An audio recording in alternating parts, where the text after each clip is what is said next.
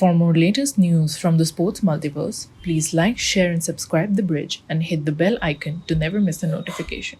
Hey guys, welcome back. Today is the National Sports Day, and we at the Bridge, we had to do something, right? It is the Tokyo. We've just wrapped up the Tokyo Olympics, and we are just, covering the Tokyo Paralympics. And, this is something of an auspicious day for sports in our country.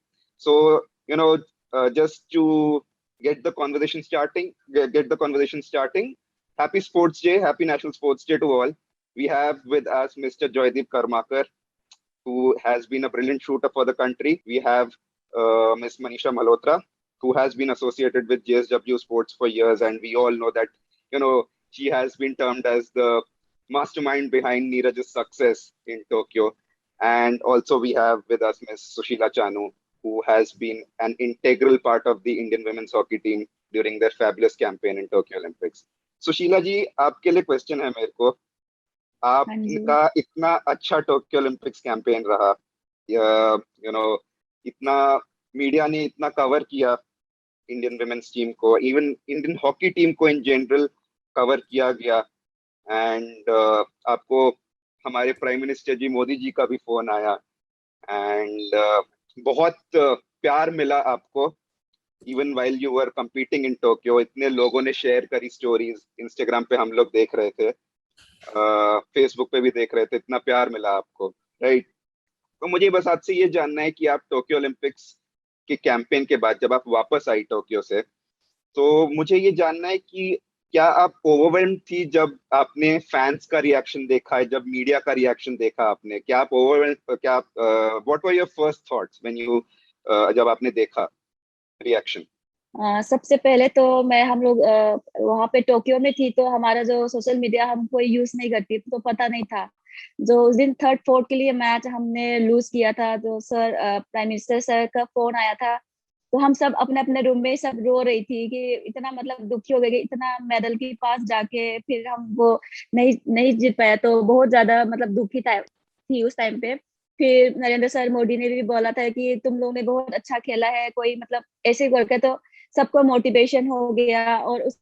और फिर हम लोग को पता नहीं था कि हम एक्सपेक्ट भी नहीं किया था कि हम इतना फैंस होगा, इतना मीडिया हमारे पीछे होगा, कभी हमने सोचा नहीं था। We'll move on to you, Manisha. You've been with Neeraj all along, and you've uploaded a few photos of him on Twitter with him too. And people have been taking a lot of photos of Neeraj while at the airport, when it comes to the airport security, when it comes to the defense personnel.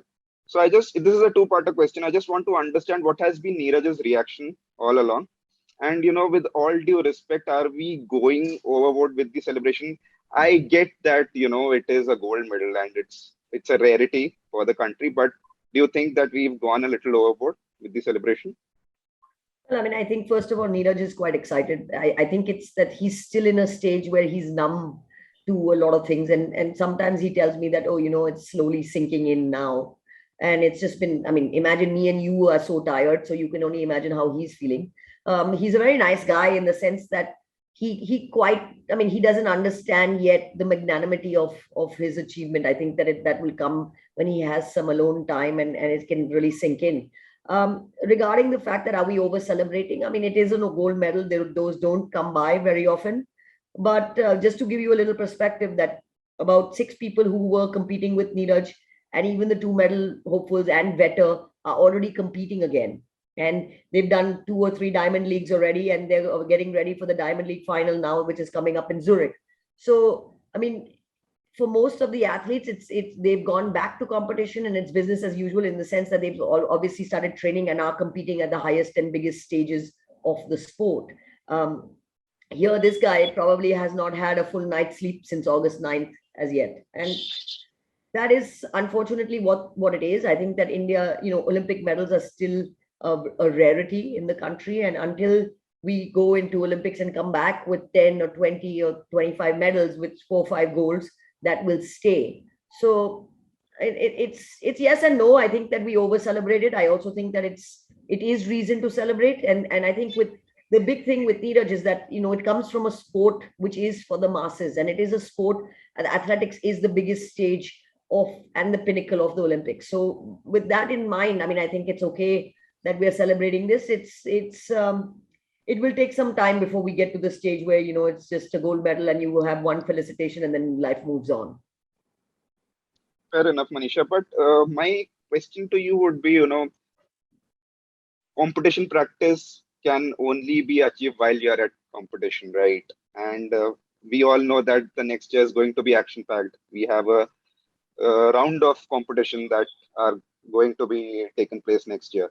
So do you think that lack of match practice, lack of competition practice will push his performance back a little bit? No, it's still far away. So the first competition coming up next year, the big one at least, would be a world championship. And at this time next year, he would have finished a world championship and a Commonwealth Games and would be in the Asian Games, so to speak. So it is an action-packed year, and it's still a good 8 months away to get that. So he has enough time to get back. It's not going to be that if he's, pushed back a little bit and misses 5 competitions now, that he won't be able to do that. A lot of it is going to depend on this pandemic and where the world reacts and what the off season would look like for him. And so that is where all eyes are now. We've already started planning his off season and then his competition schedule next year. I mean, it's a lot different now. It won't be so difficult to get entries, and it won't be so difficult to get him on the bigger stages. So it's not going to be affecting his performance next year. But do you think Neeraj would be looking at his competitors, at the grandest of stages? And do you think he might feel that he's missing out on something this year? The grandest of stage was on August 9th. Yeah, fair enough. Yeah. Still, moving on. Yeah. No, I mean, he's jealous that he couldn't do the Diamond Leagues and he can't do the Diamond League finals, which is always exciting for every athlete. But yeah, okay. I think he'll get over that. Yeah. Thank you for that, Manisha. Moving on, a question for you, Joydeep. We all know that the Tokyo Olympics are done. And, with respect to the shooting contingent, the gaps have already been identified, right? And some of those gaps you yourself have identified. So I just want to have a brief understanding on what should be the roadmap for, Paris 2024. I just want to have a brief understanding on the breakdown of short-term goals, medium-term goals, and the long-term goals for the shooting contingent.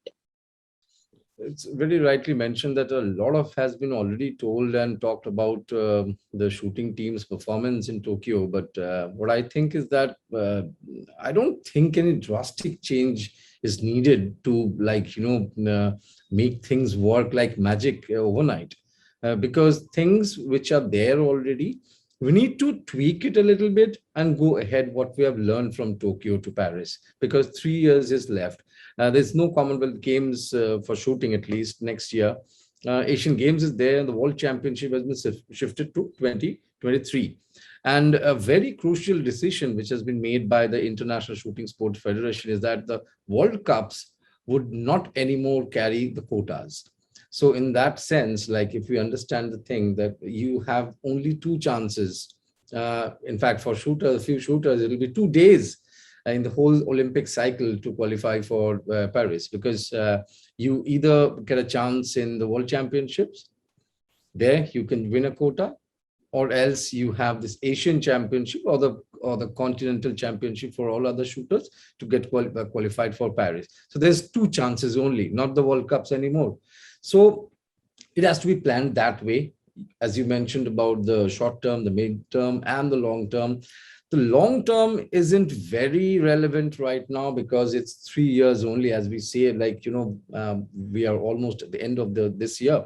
So I think the short term thing is to gather the team, and please, by the team I mentioned right now, it will be a mistake to think that only the Tokyo shooters will be again in Paris, because it's a huge bench strength in Indian shooting. And we have seen almost 50 to 70% overhaul in the team in the next Olympic cycle, because there are a lot of talented young athletes there in India, which we call the bench strength. They are going to overtake. And going by the current trend, which I predicted in 2020, that the young shooters, not the established ones, are taking the center stage right now, because even in the trials we can see new names, new faces coming up and defeating the old guys. Because you know what?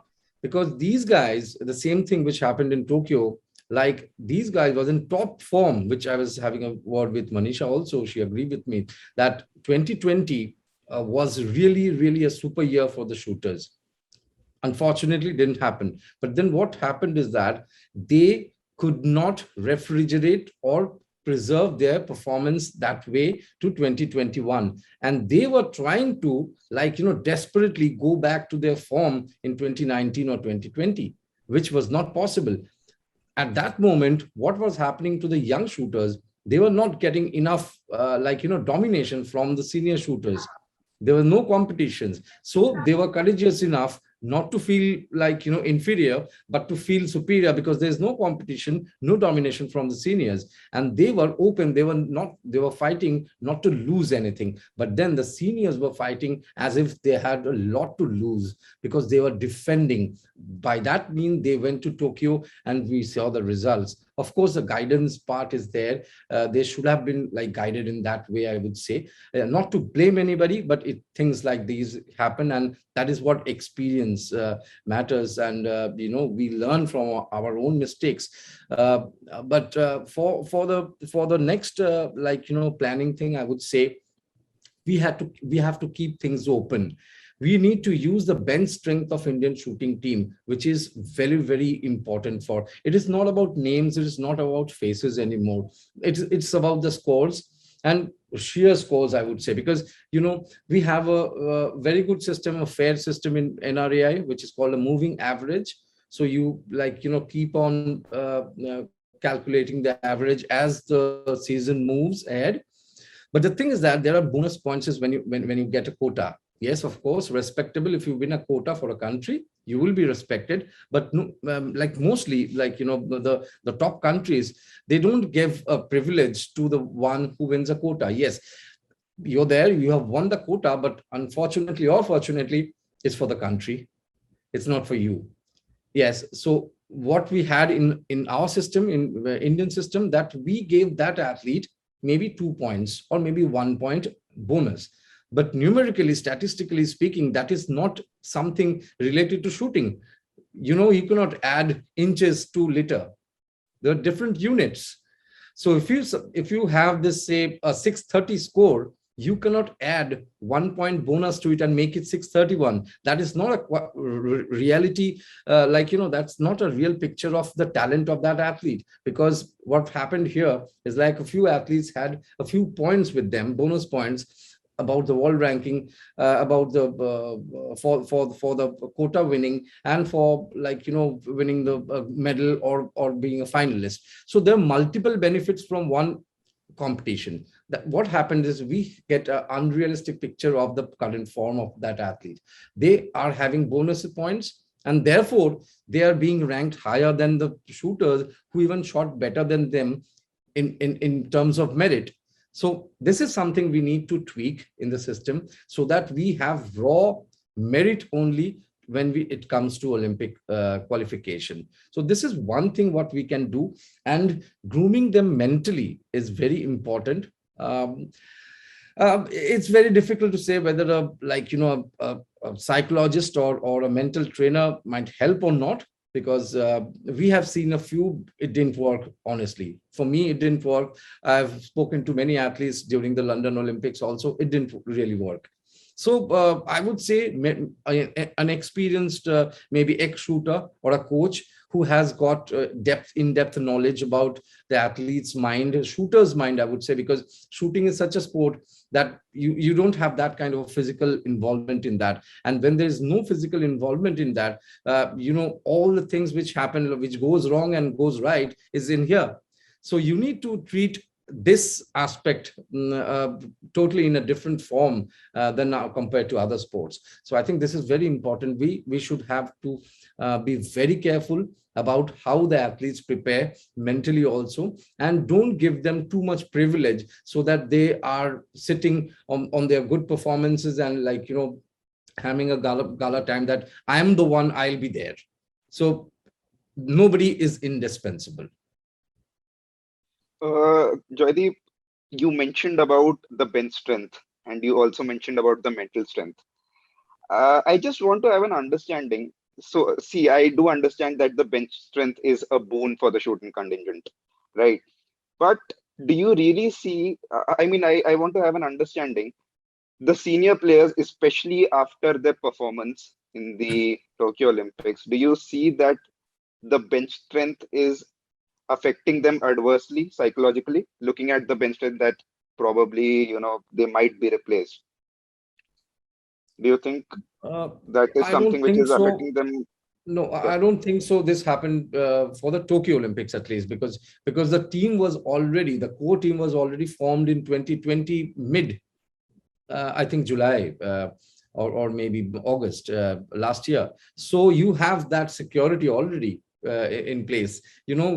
I think that should have been avoided, because that was something which was blindly taken, because you already had 8 months of time to decide on your current form. But we chose to close the door, being exclusive, not being inclusive, when at the time we were not having benchmarks, where we were not having enough competitions to see the athletes' current form. So that was something, maybe I think what you're mentioning, it didn't happen for Tokyo for sure. Maybe some other competition it can be there, but I think that kind of insecurity should be there for athletes, because that's the bench strength for. Look at teams like China. You can't even name them. You won't remember them. In next 6 months, there will be a different set of athletes overtaking the current ones. But if you're good enough, you'll be there. If you're not good enough, nobody is there to preserve you for any purpose. I would say you need to be good at any moment. That's the reality, and that's what I mentioned about. Even if you win an Olympic quota, thank you very much for that, but you are not getting any bonus points. Whosoever, you have to still go to the trials, Olympic trials, and when you show your current form, then only you can board the bus. Thank you for that, Joydeep.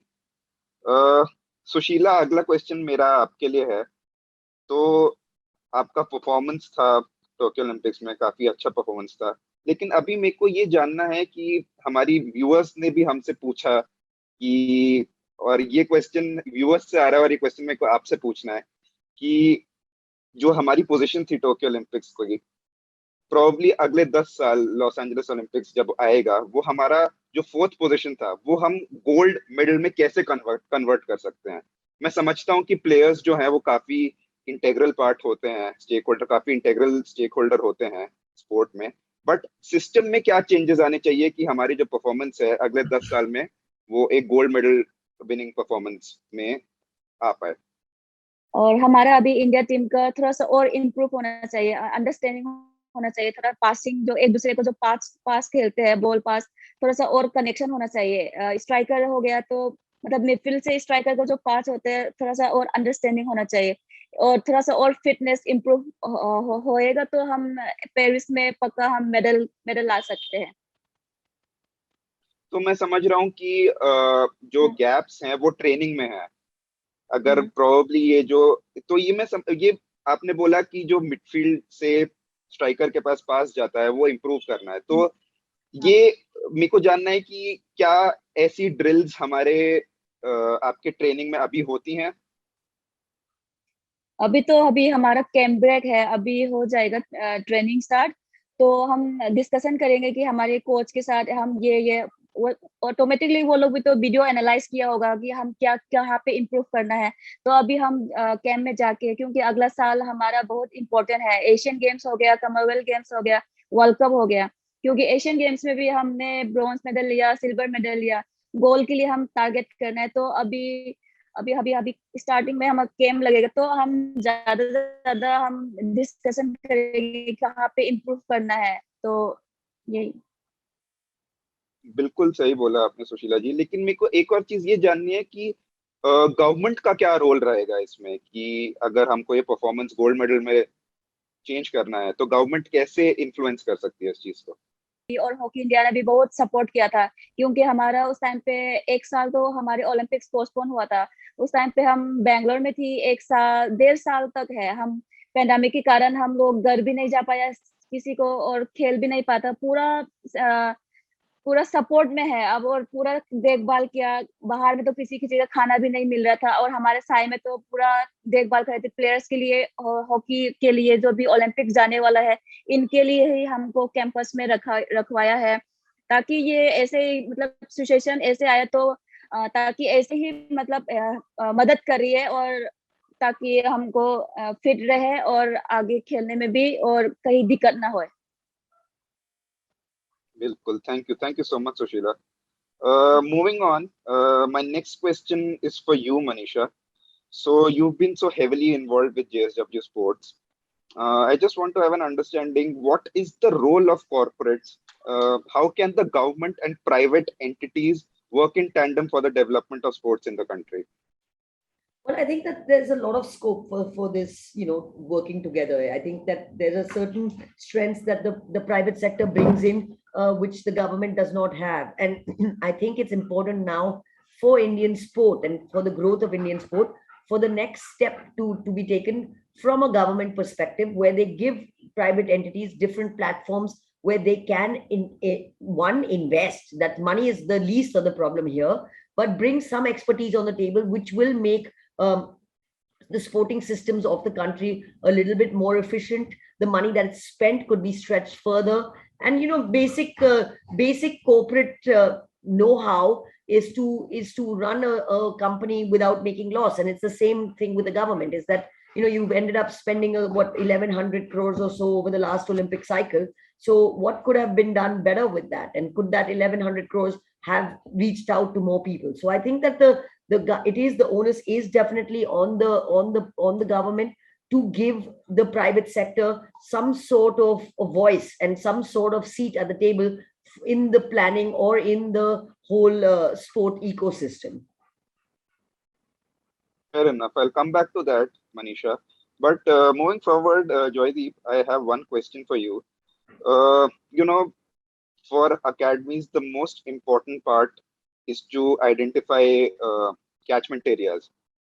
I just want to understand what can academies do from across sports to have an understanding on how to identify these catchment areas, and what can these academies learn from your academy in general?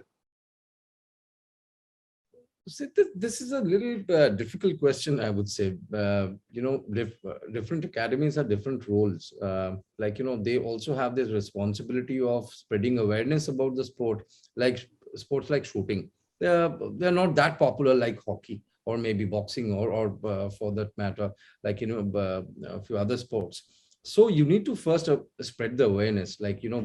People are not getting enough opportunities. They don't know about the sport. So for the first responsibility is to make people aware of the sport. So this is something, the first stage, I would say. Then comes the quantity.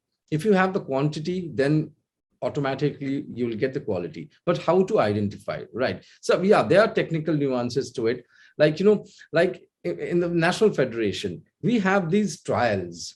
Okay, so if you have these trials and if you see the good shooters shooting, say, 580 mark, so if they cross that, then we take her. Okay, that is the numeric value which we are calculating. It needs no brainer to select the talents, because if somebody is shooting 580 above in 4 competitions, their average is 581. So of course, in the ranking table, she is up there. So it's very easy to understand she's talented. But how to identify non-numerically, not looking at stats, by having this, the potential athletes, I would say. Yeah, it is it can be very different for different sports.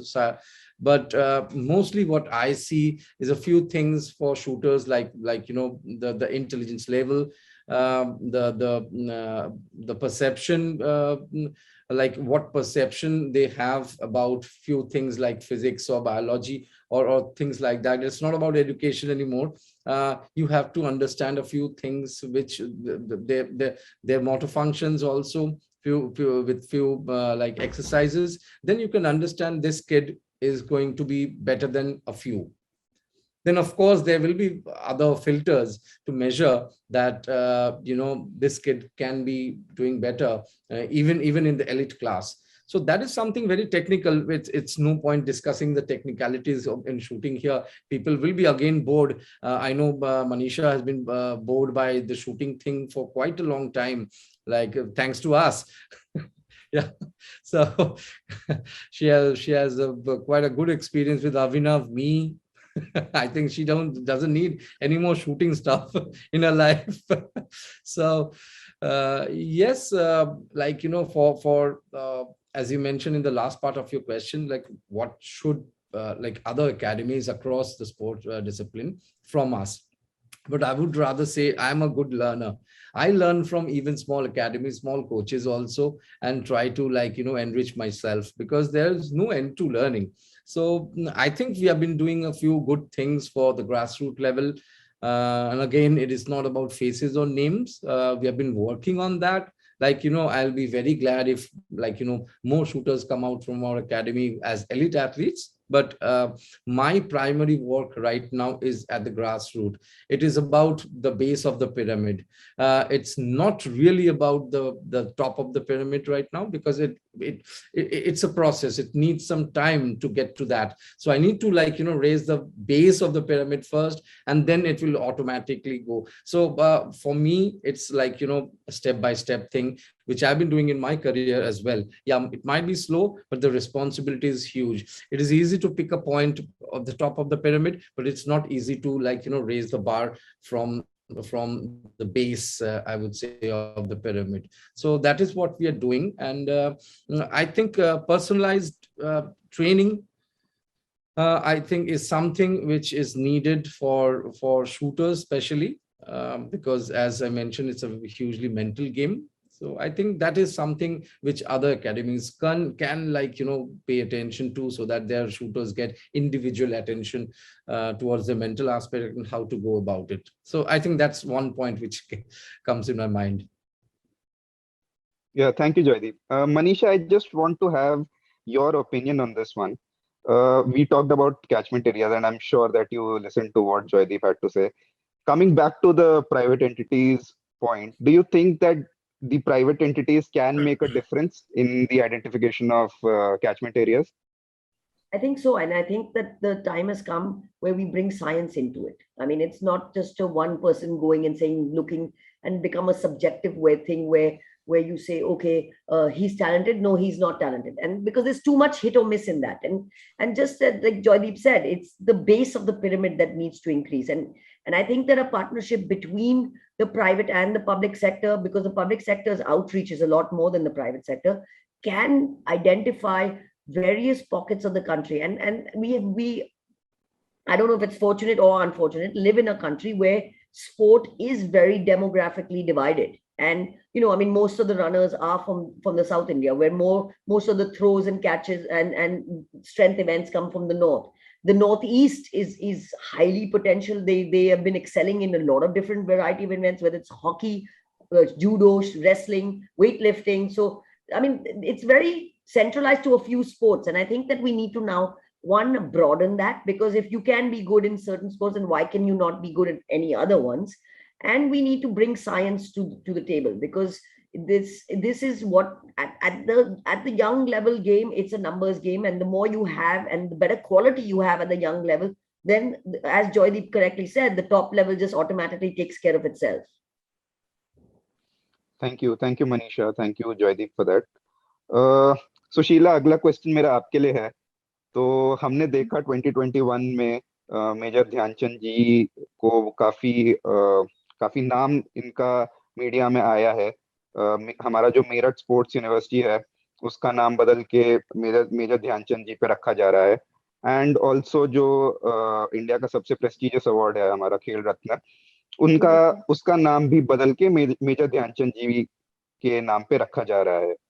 तो मुझे ये जानना है कि जो हमारे legends हैं sports के, आज के जमाने में लोगों को शायद ना पता हो कि मेजर ध्यानचंद जी का क्या इन्वॉल्वमेंट रहा है इंडियन हॉकी में। तो जो आज की जनरेशन है, जो 10 से 15 साल के जो बच्चे हैं जो हॉकी खेलना चाहते हैं, जो हॉकी खेल रहे हैं, उनको अगर हमें बताना है कि इनका, हमारे लेजेंड्स का क्या कंट्रीब्यूशन रहा है इंडियन हॉकी में या फिर किसी भी स्पोर्ट में, तो गवर्नमेंट को क्या करना चाहिए? सबसे पहले तो हमारे टोक्यो की वजह से हमारा हॉकी को पूरा नाम और ये सब हुआ है। नहीं तो पहले तो हमारे हॉकी तो पूरा मतलब कोई जानता भी नहीं था।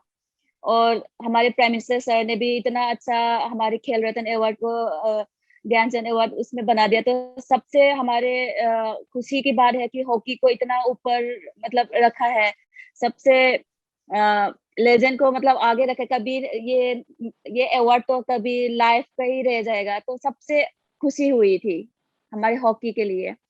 आपका क्या रिएक्शन था जब आपको पता चला कि मेजर ध्यानचंद जी के नाम पे खेल रत्न जो है नाम बदला जाएगा? तो आपका क्या रिएक्शन था ये देख के? सबसे पहले मैं रिएक्शन जब मैं न्यूज फोन में देखी तो ऐसे मतलब आगे हाईलाइट आया था, तो उसमें ना सबसे अच्छा लगा कि काश मुझे भी एक बार ये अवार्ड जरूर मिलना है करके मैं मेरे माइंड में यही आया था। बिल्कुल सुशीला जी, आप हाँ हम जैसे आप बात कर रही हैं, आपने खुद ही बता दिया है कि आपकी टीम में क्या गैप्स है। हम we are pretty sure bridge में, एंड इवन आपका परफॉर्मेंस वगैरह देख के कि probably 3 or 4 years down the road Paris में अगर गोल्ड आ जाता है तो फिर तो बिल्कुल पूरी टीम को खेल रत्न मिलना चाहिए। जरूर जरूर, मेरा वही मतलब सपना रह गया कि हम मेडल मतलब ओलंपिक्स में एक मेडल तो है। और मेडल की बात अभी खेल रत्न में, पहले अवार्ड ये सब का उतना मायने नहीं रखती थी, पर अभी हमारे मेजर ध्यान से खेल रत्न मेजर ध्यानचंद मतलब अनाउंस किया था, तब से मेरे को अभी अवार्ड मिल बहुत मुझे पसंद है कि मुझे मिल जाए ये अवार्ड। मुझे यही ड्रीम रह गई, मैं अभी मैं ड्रीम है मेरा। Thank you Sushila. Coming to the closing comments, guys. Joydeep, very basic question, National Sports Day. I just want to, put this question out there. And the question is, how can more and more kids take up sports in the country? It's a very basic question, but I'm pretty sure that it requires a very elaborate answer. I think this is some 100 years old question repeated maybe 1,000 times. But Yeah. yes, of course, first the kids need to go and play. Go out and play. Just like the place I come from, Kolkata, they're crazy about football. But it's very unfortunate that people are more crazy about filling up the gallery and shouting slogans for East Bengal and Mohun Bagan than to go down to the field and play. So that is something which needs to change. We need to there were during the Olympics also there were armchairs critics. They were talking about all the numbers and all the stats and everything about the athletes. But bhai, जाके खेलो first. So I think that has to be done pehle. Yeah, because we are missing that part actually. We are fans, we are followers, we are great people. There are billions of people following Arsenal or Manchester United or any other sports, with all respect to all sports and the cricket team also. But then we need to go there and play and feel the reality what sports can give you. It is not about like winning Olympics, or it is not about like कोई भी खेलना चाहेगा तो उसको Olympics ही जाना पड़ेगा. There is life below or beyond Olympics also. That is sports which teaches you a lot of things like respect, fair,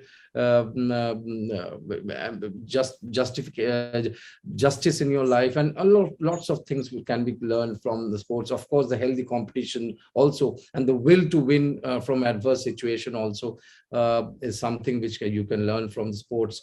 And I think that is the best part of sports. And people like parents especially should always encourage the kids to go and play, because the kids always want to play, but the parents come there and say, bhai, पढ़ोगे लिखोगे तो बनोगे नवाब, खेलोगे तो बनोगे खराब. So that has Yeah, to change. yeah, fair enough. Manisha, I want to get your opinion on the same. Neeraj, gold medal. What is the effect of that on kids?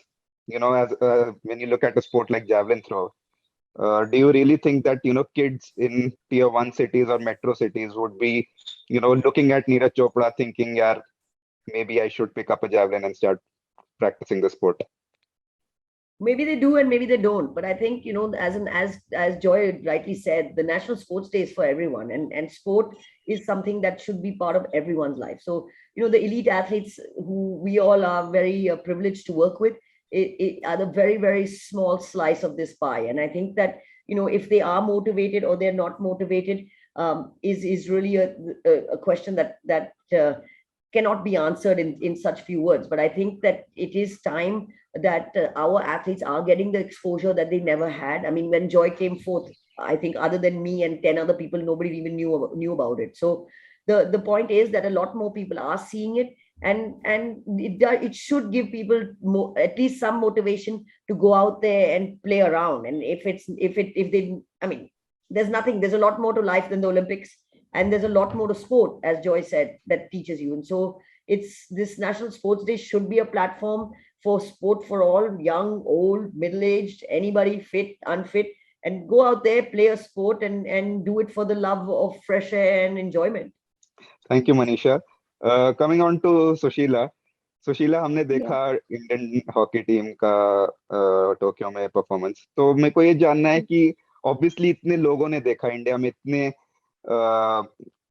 लोगों ने आपका परफॉर्मेंस देखा, चाहे वो men's team हो women's team हो, आपकी performance live telecast हुई, बच्चों ने देखा, तो आपको क्या लगता है कि क्या बच्चे मोटिवेटेड होंगे एक हॉकी स्टिक उठाने के लिए? चलो ठीक है, आज हॉकी खेलते हैं, क्रिकेट नहीं खेलते, आज हॉकी खेल के देखते हैं आज। क्या आपको लगता है ऐसा हुआ होगा?